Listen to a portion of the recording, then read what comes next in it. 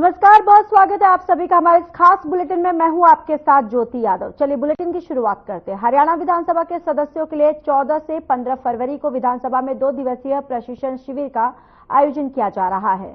लोकसभा के अध्यक्ष ओम बिरला, सीएम नायब सिंह सैनी और speaker Harvinder Kalyan, UP speaker Satish Mahana, Punjab speaker Kultar Singh Sandhwan, deputy speaker Krishan Midha और कांग्रेस विधायक बीबी बत्रा ने दीप प्रज्वल के साथ इसका शुभारंभ किया है।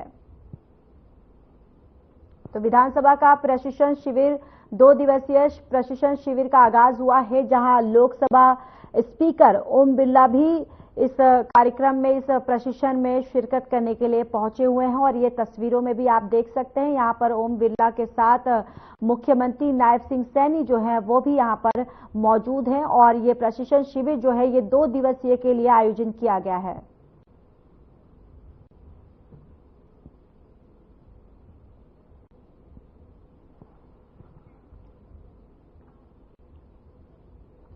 चंडीगढ़ में 2 दिवसीय विधानसभा प्रशिक्षण कार्यक्रम का आयोजन किया, जिसमें लोकसभा अध्यक्ष ओम बिरला ने मुख्य अतिथि के तौर पर शिरकत की।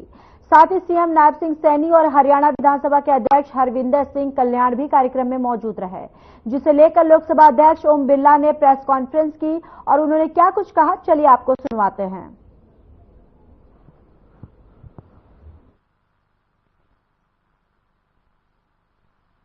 और लोकतंत्र की जितनी चुनी संस्था है, पंचायत हो, नगर पालिका, नगरीय सरकार हो, सहकारिता क्षेत्र हो, उनका भी प्रशिक्षण शिविर आयोजित करते हैं। इस 2 दिन के प्रबोधन कार्यक्रम के अंदर हमारे नए चुने हुए जनप्रतिनिधि और अनुभवी जनप्रतिनिधि जो एक बार से ज्यादा विधानसभा में चुनकर आए हैं, उन सबका प्रबोधन कार्यक्रम है।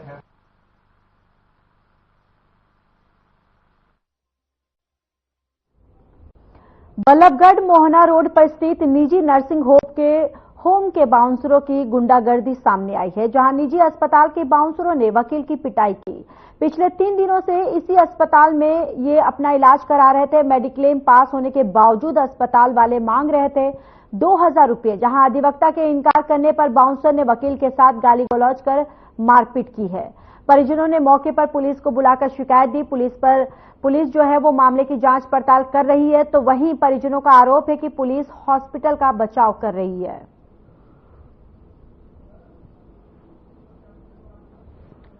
तो नर्सिंग होम के बाउंसरों की गुंडागर्दी जो है वो देखी गई है। यहां पर जो बाउंसर हैं उन्होंने वकीलों की पिटाई की है। और दरअसल आपको बताते चले कि क्लेम जो है वो पास होने के बावजूद भी हॉस्पिटल वाले परिजन से यहां पैसे मांग रहे थे, जिसके बाद ये विवाद जो है हुआ। और अब देखिए यहां पर इस पूरे मामले का संज्ञान जो है पुलिस ले रही है, लेकिन पुलिस पर यह आरोप लग रहा है कि पुलिस जो है इस पूरे मामले पर जो हॉस्पिटल है उसका बचाव करती हुई नजर आ रही है। 38वां हस्तशिल्प सूरजकुंड मेला लोगों को कई तरह से अपनी ओर आकर्षक कर रहा है। तो इसी कड़ी में आंध्र प्रदेश के स्टॉल में लेदर पर देवी देवताओं की बनी कलाकृतियां भी लोगों को अपनी ओर आकर्षित कर रही है। अगर आपको घर की सजावट के लिए कुछ सामान खरीदना हो तो 38वें हस्तशिल्प सूरजकुंड मेले में आंध्र प्रदेश के स्टॉल पर जरूर जाएं। और इस मेले में लगी आंध्र प्रदेश की दुकान पर डिशु अम्मा लेदर पर देवताओं की कलाकृतियां इस कदर उकेरी है कि लोग उनके स्टॉल पर एकाएक रुक जाते हैं। और हमारे हर खबर की टीम के संवाददाता ने हस्तशिल्प कलाकार डिशु अम्मा से बातचीत की है। क्या बातचीत की है, चलिए आपको सुनवाते हैं। अलग जो है अपने हाथों की कला जो है वो यहाँ पर दर्शाते हुए दिखाई दे रहे हैं। तमाम तरीके से हस्तशिल्प जो कलाकार हैं वो सूरजकुंड में पहुंचते हैं और अपनी कलाओं को जो है वो यहाँ पर दिखाने की कोशिश करते हैं। और लोग जो है वो कहीं ना कहीं अब जिस तरीके से देखा जाए तो तमाम तरीके से जो कलाकारी यहाँ पर हस्तशिल्प लोगों की देखी जा रही है, तो लोगों के लिए आकर्षण का केंद्र जो है वो बनता हुआ नजर आ रहा है। इस समय हम 1195 स्टॉल नंबर पर है और यहाँ पर जो है लेदर से जो है वो हाथों से बनाई गई जो पेंटिंग है वो पूरी तरीके से अलग जो है वो आकर्षित लोगों को अपनी तरफ करती हुई नजर आ रही है। जिस तरीके से लैंपों की बात की जाए तो लैंप भी जो है वो यहाँ पर जो है वो लेदर से बने हुए हैं और तमाम तरीके की जो चीजें हैं वो यहाँ पर दिखाई दे रही है। तमाम जो लड़ियां जो होती है वो लड़ियां भी जो है वो अलग अलग तरीके की आकर्षित रूप में जो है वो बना रखी है, चाहे वो तमाम रूप जो है वो भगवानों के दिए हुए हैं। स्टॉल मालिक जो है वो हमारे साथ जुड़े हुए हैं, उनसे पूछते हैं क्या नाम है आपका? मेरा नाम डी शिवम्मा है। शिवम्मा है। कितने टाइम से जो है आप यहाँ आ रहे हैं सूरजकुंड में? पहली बार आए हैं कैसे? अभी आया सब पहले बार आया, मेरा नाम से नहीं दूसरा नाम से आया, ये साल ना मेरे नाम से आया। आपके नाम से आए? पहले आपके हस्बैंड आते थे? पहले मेरा हस्बैंड आया। अच्छा, किस चीज से बनाते हैं? कितना समय लग जाता है इन चीजों को बनाने में? पूरा गोट लेदर से बनाता है। कितना समय लग जाता है एक चीज को बनाने में? ये एक दो आदमी नहीं सा, मेरा घर में 15-20 आदमी है, पूरा ये काम करता है। ये है ना, ये पॉपुलर रामायण महाभारत में एक आदमी बनाता है स्टोरी बनाने का। ये लैंप हो या तो दूसरा मेरा घर में बनाता है, मेरा सून बनाता है, मेरा लड़का, पूरा ये काम है। मेरा लड़का का भी नेशनल अवार्ड है, मेरा भी नेशनल अवार्ड है। अभी ये साल शिल्प गुरु अवार्ड मिलो। अच्छा, नेशनल अवार्ड से आप नवाजित हैं? 3 साल के पहले नेशनल अवार्ड मिलो सर। ये साल 3 महीने हुए शिल्प गुरु अवार्ड आया, अभी नहीं दिया, अभी सेलेक्ट हुआ। नेशनल अवार्ड से भी आप सम्मानित है। तो किस तरीके से क्या क्या प्राइज रखे गए हैं? कम से कम प्राइज कितना है और सबसे ज्यादा प्राइज कितना है? सर लास्ट ये 50 से शुरू है सर, 50 रुपए से शुरू है। 1 लाख 2 लाख तक भी पीस बनाता है। बारीक काम हो या तो टाइम ज्यादा लगता है, मोटा काम हो या तो जल्दी होता है। काम का पैसा लेता है। होल्स ज्यादा ऐसा तो होल्स पूरा हाथ से काम सा है, पूरा होल्स हमारा लिखाने का टाइम नहीं, होल्स ज्यादा टाइम लगता है। अच्छा, किस तरीके से भीड़ लग रही है? कितनी खरीदारी हो पा रही है मेले में आपकी दुकान से? पैसा आदमी आता है लेता है, एक आदमी देखता है जाता है, एक आदमी ले जाता है। अच्छा, अच्छी खरीदारी होती है। देखिए वो तस्वीर भी मैं दिखाना चाहूंगा, जिस तरीके से 2 लाख की जो तस्वीर है, यानी कि लेदर से जो है वो लेदर जो पे जो है वो पूरी पेंटिंग यहाँ पर बनाई गई है। चाहे वो राम दरबार की बात कर ली जाए, पूरा राम दरबार जो है वो यहाँ पर बनाया गया है। तमाम तरीके से अलग अलग रूप जो है वो यहाँ पर अलग अलग रूप दिए गए हैं। चाहे वो गणेश भगवान की बात कर ली जाए, चाहे वो राम दरबार की बात कर ली जाए, तमाम तरीके के दरबार जो है वो यहाँ पर जो है वो बनाए गए हैं। और उसके साथ साथ बात की जाए तो जो लड़ी जो होती है, लड़ियां जो मैं आपको दिखाऊं तो ये लड़ियां भी जो है वो अलग अलग रूपों में जो है वो यहाँ पर दर्शाई गई है। तो तमाम तरीके से हाथों से जो कला है वो यहाँ पर साफ तौर से देखी जा रही है। तमाम तरीके से लोग जो है यहाँ पर खरीदारी करने के लिए आ रहे हैं। आकर्षक का केंद्र जो है ये स्टॉल बनता हुआ दिखाई दे रहा है। फरीदाबाद से हर खबर के लिए मोनू पांचाल। सूरजकुंड में चल रहे 38वें अंतर्राष्ट्रीय शिल्प मेला में पलवल जिले के बंचारी गांव से आई संदीप सौरोत नगाड़ा पार्टी पर्यटकों का खूब मनोरंजन कर रही है। ये पार्टी हर आंगुतों के आकर्षण का केंद्र बनी है। उनके धमाकेदार नगाड़ों की गूंज और पारंपरिक वाद्य यंत्रों की मधुर ध्वनि मेले में आने वाले हर शख्स से अलग ही एक जोश भर रही है। लोग जो है वो लगातार एंजॉय करते हुए नजर आ रहे हैं। तमाम दर्शक जो है वो यहाँ पर पहुंच रहे हैं। कहीं ना कहीं जिस तरीके से तमाम जो राज्यों की जो डांस करने का जो ढोलक थाप जो है वो यहाँ पर देखने को मिले। वही बात की जाए तो हरियाणा का बंचारी का जो ढोल नगाड़ा है वो यहाँ पर अपनी छटाई जो है वो फेरता हुआ नजर आ रहा है। तमाम तरीके से यहाँ पर अपनी जो धुन है यानी जो बजता है, जो रसिया जो गाते हैं, उन रसियों पर जो है वो यहाँ पर लोग नाचते हुए नजर आ रहे हैं। तमाम तरीके से देखिए डांस करते हुए यहाँ पर नजर आ रहे हैं। तो बंचारी के जो है लोग हैं यहाँ पर नगाड़ा बजा रहे हैं। तमाम तरीके से जानते हैं कि किस तरीके से किस जो है वो कितनी बार आते हैं। क्या नाम है आपका? संदीप सौरभ। सौरभ जी, आप कितनी बार जो है वो सूरजकुंड में आए हैं और कहाँ से आप आए हैं? सूरजकुंड तो हम तो चलो 10 साल से आए हुए हैं, लेकिन सूरजकुंड में जब से सूरजकुंड चला है तब से बंचारी गांव से पार्टी आती। पहले हमारे दादा परदादा तो जिस तरीके से 10 साल आपको हुए हैं, तो देखा जाता है कि कहीं ना कहीं जब से सूरजकुंड मेला लगा है तो बंचारी का भी काफी अहम रोल जो है इस सूरजकुंड में देखने को मिलता है। अहम रोल है। ये कभी पहले कोई 15 साल हो गए, 20 साल भी हो गए हो, ज्यादा इतना कंफर्म नहीं, लेकिन एक बार नंगाड़े बुलाए नहीं थे यहाँ पे, कोई डिस्ट्रीब्यूट हो गया किसी तरीके से, तो एक दो दिन मेला चला जैसे, तो उसमें मेला मतलब फ्लॉप, पंचारी के नंगाड़ों के बगैर फ्लॉप। तो फिर यहाँ से अधिकारी गए और गांव से जैसे भी समझौता हुआ, उस समझौते के तहत दोबारा से ये लेके आने पड़े, यहाँ से ऑफिसर लोगों को जाना पड़ा गांव पंचायत में। तो यानी कि कहीं ना कहीं टूरिज्म विभाग जो है वो अधिकारी पहुंचे, आपको वहाँ कम्प्रोमाइज हुआ, जो डिस्प्यूट था उसको सॉल्व करा और आप जो है मेले में आने लगे। तो कहीं ना कहीं सबसे ज्यादा देखा जाता है कि अगर सूरजकुंड मेले में पंचारी की नगाड़ा ना हो तो मेला कहीं ना कहीं अधूरा नजर आता है। अधूरा ही है सर, एक दिन अगर नगाड़े नहीं होंगे तो ये जो पर्यटक आते हैं, देखो ये पर्यटक इसीलिए आते हैं कि मेला देखने जा रहे हैं, पारिवारिक सभी परिवार को लेके आते हैं, तो मौज मस्ती मौज मस्ती तो नगाड़े पर ही आई। तो कितने पंचारी के कितने नगाड़े जो है पूरे सूरजकुंड मेले में लगे हुए? फिलहाल तो 5 टीमें लगी हुई हैं, स्लॉट के हिसाब से लगी हुई, किसी को 5 दिन का है, ऐसे करके कम से कम 25-30 पार्टियां आर्ट एंड कल्चर की तरफ से लगाई हुई हैं। और आर्ट एंड कल्चर के सभी अधिकारियों को मैं बार बार दिल से धन्यवाद करता हूं।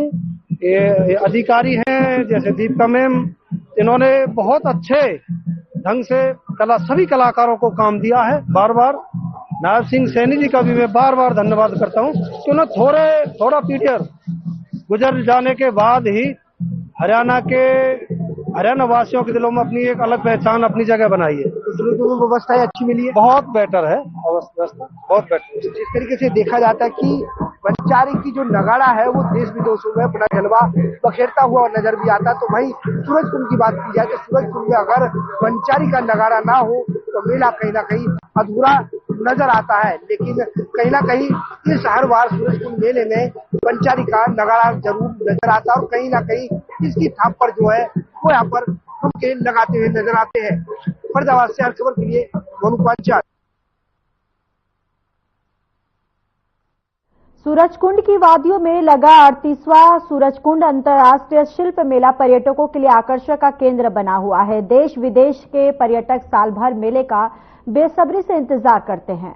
इस बार मेले में 2 थीम स्टेट ओडिशा और मध्य प्रदेश अपनी संस्कृति और कारीगरी से आगंतुकों को, यानी जो विजिटर्स से जो आने वाले लोग हैं, उनका जो एक नजर है अपनी ओर आकर्षित करती हुई नजर आ रही है। ओडिशा में आपको बताते चले कि ओडिशा और मध्य प्रदेश जो है इस सूरजकुंड मेले में एक मुख्य केंद्र का विषय जो है वो बना हुआ है। जो भी लोग आ रहे हैं उनकी खूबसूरत सूरजकुंड लगा है और लगातार अलग अलग जो है हस्त जो कलाकार है वो आते हैं और अब कहीं ना कहीं अपनी कला को जो है यहाँ पर दर्शाने का काम करते हैं। जिस तरीके से देखा जाए तो पहली बार जो है सूरजकुंड में धान से बनी हुई जो है वो मूर्तियां जो है वो नजर आ रही है। ये मूर्तियां कोई किसी चीज से नहीं बल्कि धान से बनी हुई है, चावल के धान से। ये चावल के धान के जो दाने हैं वो आप देख सकते हैं कि चावल के धान के दाने से जो है ये अलग अलग रूप जो मूर्तियां हैं वो यहाँ पर दर्शाई गई हैं। चाहे वो भगवान गणेश की बात कर ली जाए, भगवान बजरंगबली की बात कर ली जाए, जगन्नाथ बंद उस रूप की बात कर ली जाए, तो तमाम तरीके के जो रूप है वो यहाँ पर दर्शाए गए हैं। और ये जो है इस बार सूरजकुंड में पहली बार इस तरीके की कला जो है वो देखी जा रही है। वहीं जानते हैं ये उड़ीसा से जो है ये कलाकार आए हैं। इस कलाकार ने जो है कहाँ लगाई है, कितना टाइम, कितना वक्त, कितना समय जो है एक मूर्ति को बनाने में लगता है, उनसे जानते हैं। क्या नाम है आपका? मेरा नाम अर्जुन मुंडा है। अर्जुन मुंडा जी, जिस तरीके से आप आए हैं यहाँ पर, पहली बार आए हैं, किस तरीके से, कैसी सोच आई, कहाँ से सोच करके धानों से जो है ये मूर्तियां बनाई हैं आप? जी, तो पहले मैं सोचा नहीं था ये दान से मेरे हाथ से बनेगा। तो मेरा पिताजी पहले सीखा था, कहाँ से सीखा था ये तो पता नहीं है, लेकिन पिताजी को सीख देख के मैं सीखा। तो पिताजी ने सीखा तो बेचा, बहुत बेचा, तो उसको नेशनल अवार्ड, स्टेट अवार्ड भी मिल चुका है। तो इसलिए इसको बहुत सम्मान भी मिलता है।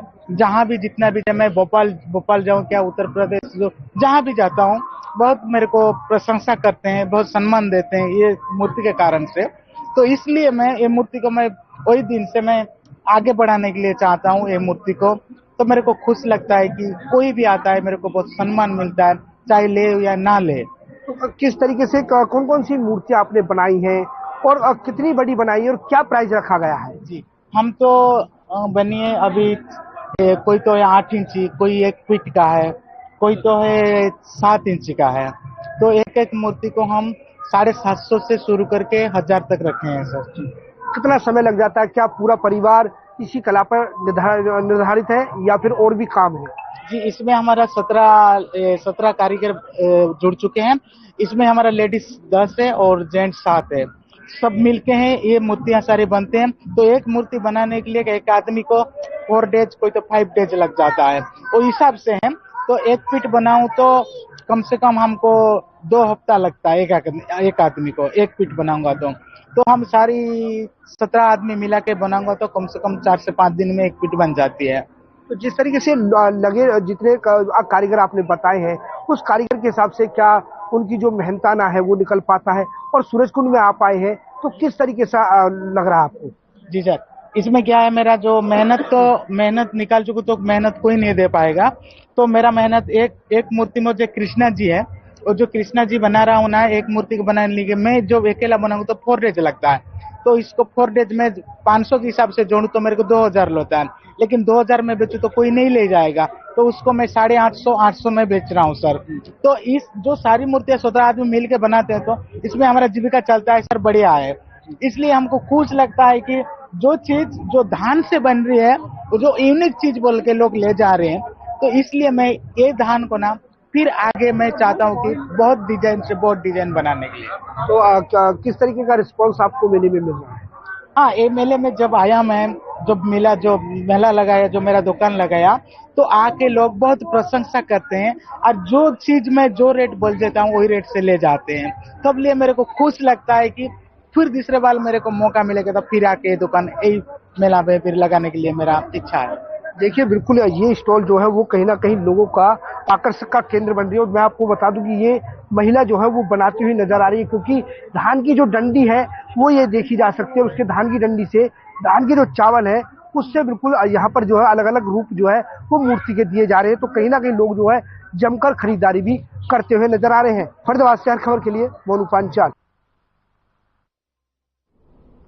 चलिए खबरों में आगे बढ़ते हैं। कालावाली में आए दिन चोरी की वारदात हो रही है, जिसको लेकर लोगों में पुलिस कार्रवाई पर भारी रोष देखने को मिला है। आपको बताते चले कि देर रात्रि भी कालावाली के जलघर रोड पर जनरल स्टोर में चोरी हुई, जिसमें चोरों ने लोहे के शटर को राड से उठाया और गुल्लक में रखे करीब 15,000 की नकदी चुरा कर ले गए। कालावाली में आए दिन चोरी की वारदात जो है वो हो रही है, जिससे लोग काफी यहाँ पर परेशान हैं और यहाँ पर जो पुलिस की कार्रवाई पे भी लोग जो हैं उनमें काफी रोष भरा हुआ है। टोबैक्स रोड ਤੇ ਹੈ ਫਾਟਕਾਂ ਦੇ ਕੋਲੇ ਮੇਰੀ ਦੁਕਾਨ ਹੈ ਜੀ। ਰਾਤ ਨੂੰ 3 ਵਜੇ ਚੋਰੀ ਹੋ ਗਈ ਜੀ ਤੇ 10-15 ਹਜ਼ਾਰ ਰੁਪਏ ਦਾ ਨੁਕਸਾਨ ਹੈ ਜੀ। 112 ਨੰਬਰ ਤੇ ਡਾਇਲ ਕਰਤਾ ਸੀ ਜੀ, ਉਹ ਆ ਗਏ ਸੀ ਪੁਲਿਸ ਵਾਲੇ, ਦੇਖ ਗਏ, ਮੌਕਾ ਦੇਖ ਕੇ ਜੀ ਸ਼ਟਰ ਚੱਕਿਆ ਉਹਨਾਂ ਨੇ ਸੱਬਲ ਨਾਲ ਤੇ ਹੋਰ ਕੁਝ ਨਹੀਂ ਹਿਲਾਇਆ, ਗੱਲੇ ਚੋਂ ਪੈਸੇ ਵਗੈਰਾ ਲੈ ਗਏ। कितना कैश है? कैश 10-15 हज़ार के लगभग है जी। इस तो अलावा कोई चोरी? बस चांदी के सिक्के वगैरह पे सी वो ले गए चक के।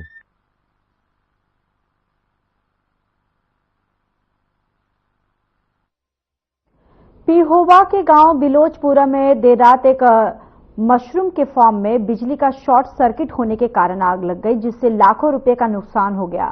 घटना की सूचना तुरंत फायर ब्रिगेड को दी गई। टीम ने मौके पर पहुंचकर काफी मशक्कत के बाद आग पर काबू पाया, लेकिन तब तक सारा सामान जलकर राख हो गया। बताया गया कि इस भीषण आग के कारण उन्हें करीब 80 लाख रुपए का नुकसान हुआ है।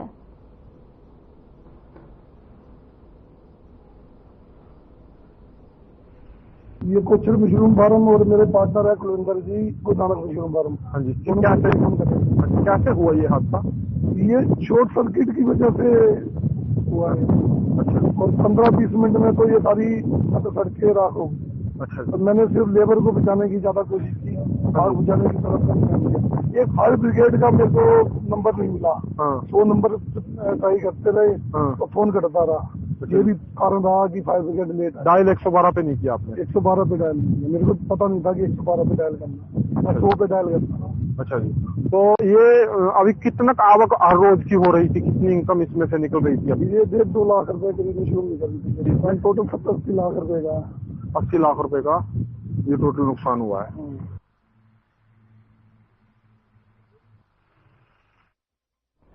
पुंडरी की 45वीं एथलेटिक मीट में विधायक सतपाल चांबा ने मुख्य अतिथि के रूप में शिरकत की। इससे पहले विधायक का कॉलेज में पहुंचने पर उनका भव्य स्वागत किया गया।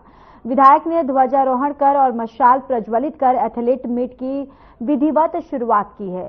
और डीएवी कॉलेज के प्राचार्य डॉक्टर सुभाष तनवर ने कहा कि हरियाणा सरकार द्वारा राष्ट्रीय और अंतर्राष्ट्रीय स्तर पर पदक पाने वाले खिलाड़ी को सरकारी नौकरी प्रदान की जाती है।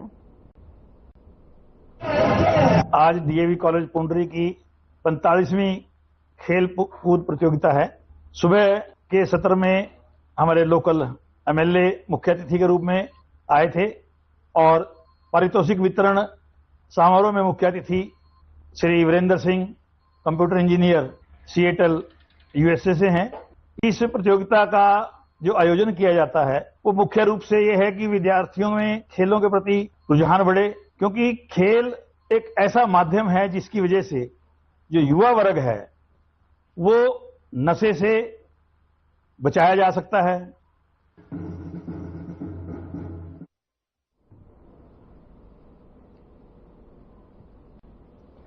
कालावाली में समाधान शिविर के दौरान कालावाली के नायब तहसीलदार कुंवरपाल सिंह खुद देरी से पहुंचे और उन्होंने कैमरे के सामने भी माना।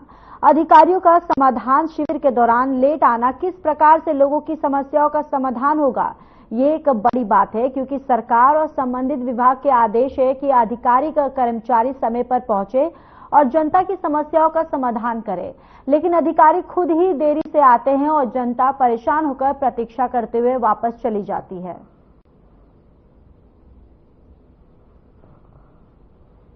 आने का सरकार के आदेश हैं, आप खुद लेट आए, 10:30 बजे आप आए हैं, हमारे कैमरा में और रिकॉर्ड है, इस पे क्या कहेंगे आप? मैं 10:15 बजे पहुंच गया, 10-15 मिनट का ऐसा हुआ कि मीटिंग में थोड़ा सा रास्ते में आते हुए लेट हो गए। 10:15 बजे पहुंच गया, 10 बजे का टाइम था। आने में लेट क्यों है सर? सरकार की सैलरी पूरी ले रहे हैं तो काम टाइम पे पहुंचने का सरकार की ओर से आदेश दिए गए हैं। हालांकि सरकार बार बार कहती है कि अधिकारी कर्मचारी टाइम पे जाए, खुद टाइम पे नहीं आ रहे तो छोटे कर्मचारी कैसे टाइम पे आएंगे? 15 मिनट में लेट था जी। 10:10 पे मैं पहुंच गया था, 10:15 में पहुंच गया।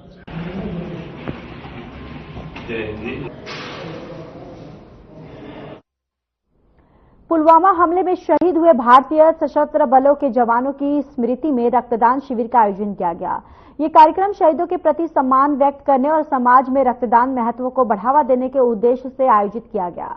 इस अवसर पर पिहोवा के डीएसपी निर्मल सिंह ने मुख्य अतिथि के तौर पर शिरकत की, तो वहीं विशेष अतिथि डॉक्टर प्रोमिला मेहरा और पिहोवा नगर पालिका के प्रधान आशीष चक्रपाणी सहित कई गणमान्य व्यक्तियों ने शिरकत की। कार्यक्रम की शुरुआत में डीएसपी निर्मल सिंह ने शहीदों को श्रद्धांजलि अर्पित की है और रक्तदान के महत्व पर प्रकाश डाला। भारतीय कॉलेज पेहवा में एक ब्लड डोनेशन कैंप का ऑर्गेनाइजेशन किया गया, जिसकी जिम्मेवारी हमने पॉलिटिकल साइंस डिपार्टमेंट को, हिस्ट्री डिपार्टमेंट को और जो हमारी एनएसएस की यूनिट्स हैं उनको सौंपी गई। और आज इसके साथ ही पैरेलल जो है एक 7 डे कैंप लगा हुआ है कॉलेज के अंदर, उसका दूसरा दिन है। इसमें हमारे मुख्य अतिथि डीएसपी सिंह भी रहे जो पेहवा से हैं, और मैडम प्रोमिला जो लॉ डिपार्टमेंट से हैं, और आशीष चक्रपाणी जी म्यूनसिपल कमेटी पेहवा से, और डीएवी स्कूल पेहवा के प्रिंसिपल कमल गाबा जी, और इसमें सारे विद्यार्थियों ने बड़े जोर शोर से जो है हिस्सा लिया। अभी ये चल रही है एक्टिविटी। मैं डीएवी कॉलेज पेहवा द्वारा संचालित इस ब्लड डोनेशन कैंप के मैं ये कहना चाहती हूँ कि ये बहुत ही सराहनीय कदम है जो इस कॉलेज ने आज पुलवामा अटैक के शहीदों के श्रद्धांजलि देते हुए किया है। और इस तरह के प्रोग्राम बच्चों में देशभक्ति की भावना को जागृत करते हैं। और रक्तदान एक महान कार्य है, इससे आप किसी के जीवन को तो बचाते ही हैं, इसके साथ ही इसका यह फायदा भी होता है कि ये हमारे शरीर में रक्त प्रवाह को ठीक रखता है, साथ ही हमें हार्ट अटैक और कैंसर जैसी बीमारी से भी बचाता है। आज यहाँ डीएवी कॉलेज में जो 14 फरवरी को जो पुलवामा में आतंकवादी घटना हुई थी उसके शहीदों की स्मृति में यहाँ जो है ब्लड कैंप का ब्लड डोनेशन कैंप का आयोजन किया गया। उसमें हमारे आदरणीय डीएसपी निर्मल सिंह जी, उनकी धर्मपत्नी श्रीमती प्रोमिला जी, उसके साथ साथ हमारे प्रिंसिपल साहब सुरेंद्र शर्मा जी, और डीएवी स्कूल के जो प्रिंसिपल हैं डॉक्टर कमल गाबा जी, इस कार्यक्रम के आयोजक डॉक्टर सुधीर जी और सभी स्टाफ, और उसके साथ साथ स्टूडेंट्स ने डीएवी कॉलेज के स्टूडेंट्स ने भी इसमें पार्टिसिपेट किया और इसमें हमारे यंग स्टूडेंट्स हैं, उन्होंने ब्लड डोनेट किया। रक्तदान जो है वो एक बहुत बड़ा दान है, वो किसी का अमूल्य जीवन की रक्षा कर सकता है।